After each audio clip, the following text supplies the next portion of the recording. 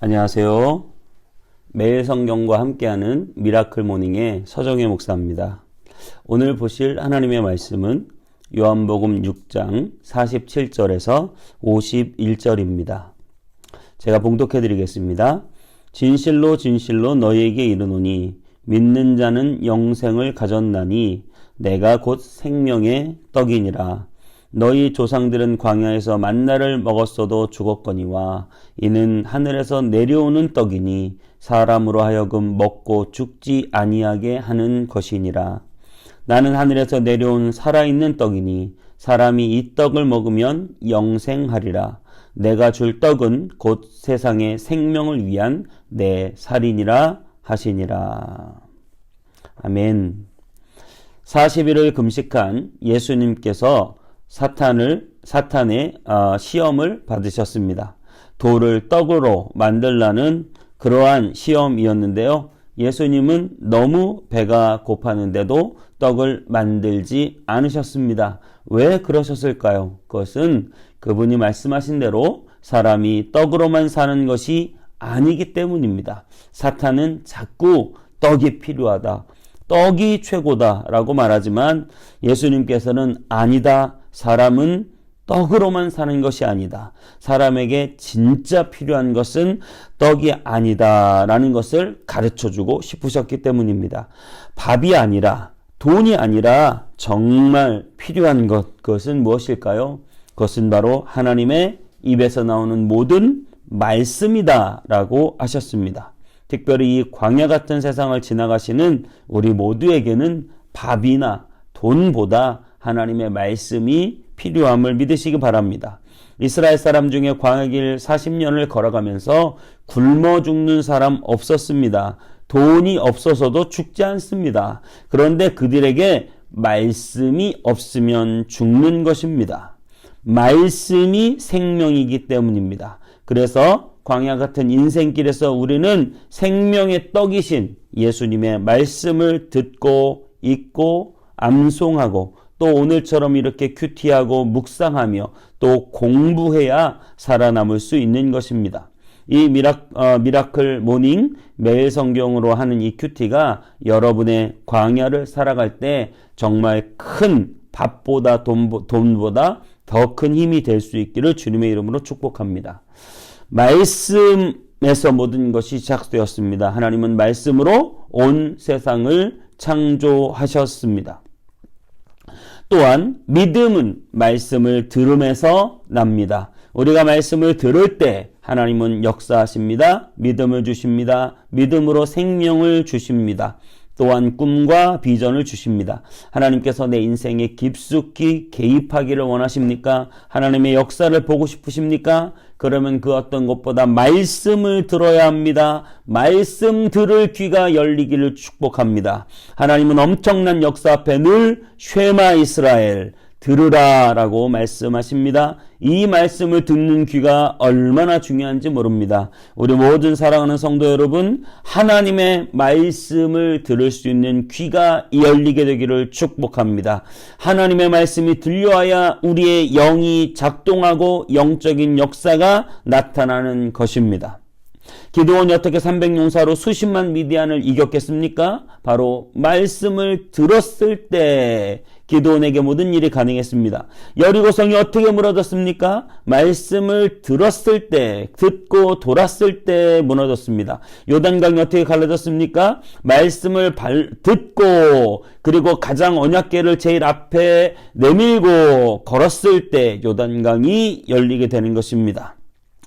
여러분, 하나님의 기적을 경험하고 싶으십니까? 여러분의 인생에 대단한 역사가 일어나길 바라십니까? 정말 내 삶이 주님 앞에 온전해지길 원하십니까? 그렇다면 우리는 말씀을 들어야 합니다. 이 말씀이 들려와야 합니다. 오늘부터라도 우리는 간절히 기도하기 원합니다. 주님, 말씀 듣는 귀를 열어 주시옵소서.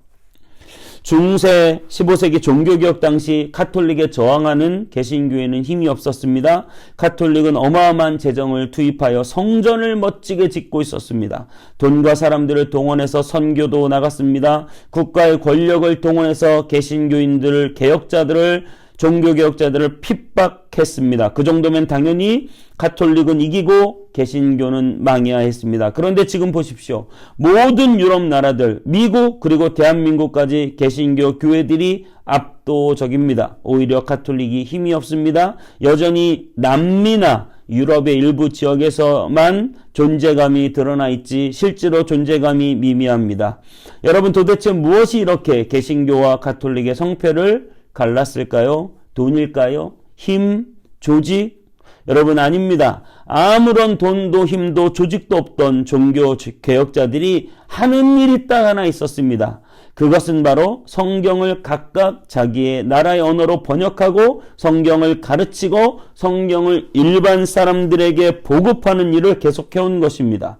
돈과 권력을 다 쥐고 엄청나게 큰 건물을 짓고 성교하는데도 가톨릭은 왜 개신교를 이기지 못했을까요? 그것은 바로 말씀을 가르치고 보급하지 못했기 때문입니다. 거기의 핵심은 성경을 당시에는 라틴어로만 읽었습니다. 가톨릭은요. 그래서 성경을 일반 서민들이 알아볼 수가 없었습니다. 일반 소시민들은 그저 가톨릭 사제가 라틴어로 된 성경을 읽고 해석해주는 대로만 진리를 받아들이고 있었습니다. 성경을 보지 못했다는 것이죠. 그러한 가톨릭은 성 베드로 성당을 짓는다고 엄청난 돈을 썼습니다. 본인의 종교의 번영을 위해서 건물을 택한 것이죠. 말씀을 택한 것이 아닙니다. 하지만 개신교는 돈도 건물도 없었습니다. 권력도 없었습니다. 사람도 없었습니다. 그것 때문에 아무것도 없었지만 그들이 할 수 있는 일은 그저 말씀을 보급하고 가르치는데 힘쓸 뿐 딱히 할 게 없었습니다. 하지만 여러분 말씀이 진짜입니다. 정말 아무것도 아닌 힘을 쓸 수 없는 말씀일 것 같으세요? 여러분 그 말씀을 보급하고 가르치는 일만 했는데 사람들은 변화되기 시작했고 개신교는 부흥했으며 종교개혁은 성공하게 되었습니다. 여러분 막강한 건물도 권력도 돈도 말씀을 이길 수는 없었습니다.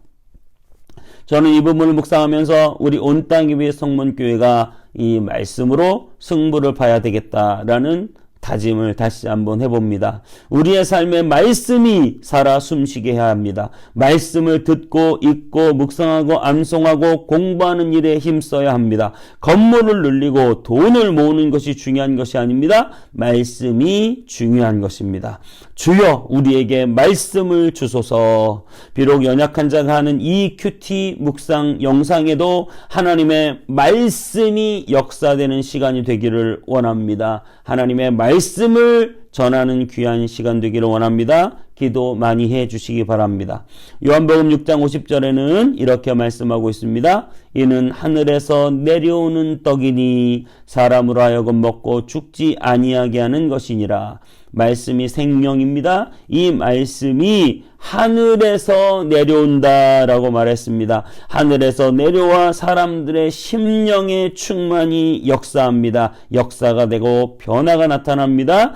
교회가 이 땅에서 사회사업도 하고 선한 일도 해야 됩니다. 교회가 땅에서 좋은 프로그램도 돌리고 좋은 건물과 환경도 만들어야 합니다. 하지만 하늘에서 말씀이 내려와야 정말 생명 있는 교회가 될 것입니다.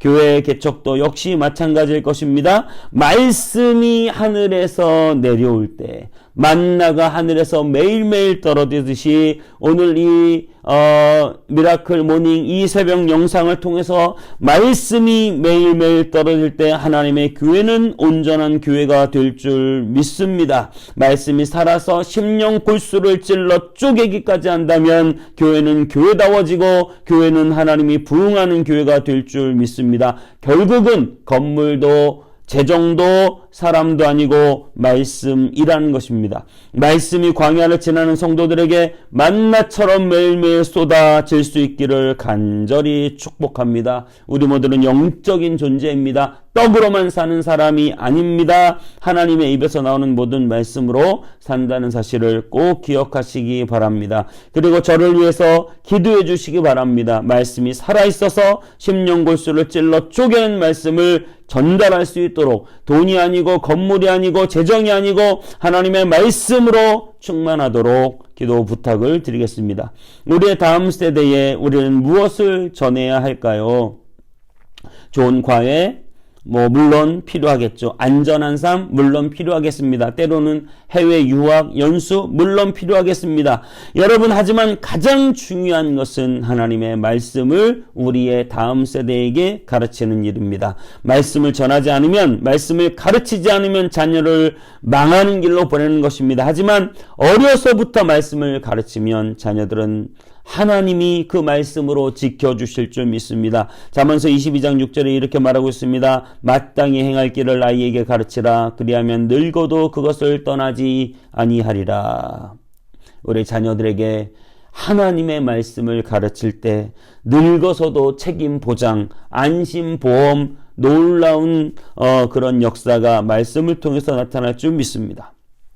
여러분, 교회는 세상의 힘을 추구할 때 그 본질을 상실하게 됩니다. 외형적으로 커지는 것 같지만 내부는 약해지고 있다는 사실을 기억하시기 바랍니다. 오직 하나님의 말씀을 추구할 때 진정한 부흥이 올 것입니다. 지금 교회가 굉장히 힘듭니다. 많이 아픕니다. 그것은 다른 것이 아니라 커지려고 하다가 팽창만 하다가 비만해지고 병들어 버린 것입니다. 커졌지만 아픈 것입니다. 특별히 코로나로 많이 아픕니다. 이 비대면 시대, 코로나 시대를 어떻게 해야 되는가, 어떻게 대비할까 교회들이 골머리를 앓고 있습니다. 코로나가 심하니까 동영상 기술을 배우고 컨텐츠를 제작하고 비대면 체제로 빠르게 전환해서 사람들을 영상으로 잘 관리해야 된다고 합니다. 맞는 말입니다. 그것도 중요합니다. 하지만 정말 중요한 본질을 놓치면 안 됩니다. 그것은 말씀으로 돌아가는 것입니다. 지금은 말씀으로 돌아가야 할 때입니다. 한 사람 한 사람이 말씀으로 돌아가서 그 말씀을 마음에 새기고 그리고 그 말씀대로 내 손과 발로 살아가는 것, 그것이 코로나를 이기는 해법인 줄 믿습니다. 무너질 대로 무너져 버린 우리의 신앙, 그리고 힘들고 어려움에 처한 우리 교회, 다시 설 수 있는 유일한 길은 말씀밖에 없습니다. 사람은 떡으로만 사는 존재가 아닙니다. 우리의 영은 오직 하나님의 말씀으로 사는 것입니다. 코로나로 대면 예배가 어려워지고 사회의 시선마저 굉장히 부정적인 시선이 넘쳐나고 있습니다. 교회는 소망이 없어 보이고 다시 부흥할 수 있을지 의문인 시절을 보내고 있습니다. 그럼에도 우리는 그 한 가지 방법 찾기 원합니다. 그것은 바로 교회가 살 수 있는 유일한 방법, 말씀으로 돌아가는 것, 내 신앙이, 내 영혼이 살아갈 수 있는 유일한 방법, 하나님의 말씀을 먹는 것입니다. 기도하겠습니다. 하나님, 교회가 많이 아픕니다. 우리의 신앙이 많은 연약함 가운데 빠져 있습니다. 하나님, 이것을 치료할 수 있는 약, 그것은 바로 구약과 신약 하나님의 말씀임을 믿습니다. 하나님의 말씀이 들려오게 하여 주시옵소서. 하나님의 말씀이 내 속에 역사되게 하여 주시옵소서. 하나님의 말씀이 내 영혼을 찔러 쪼개고 변화시키고 새롭게 되게 하여 주옵소서. 말씀을 잘 읽게 하시고 배우게 하시고 묵상하게 하시고 외우게 하시고 공부하게 하시고 듣게 하시고 우리에게 말씀 들을 귀를 열어 주시옵소서. 주님께 감사드리고 예수님의 이름으로 기도하옵나이다. 아멘.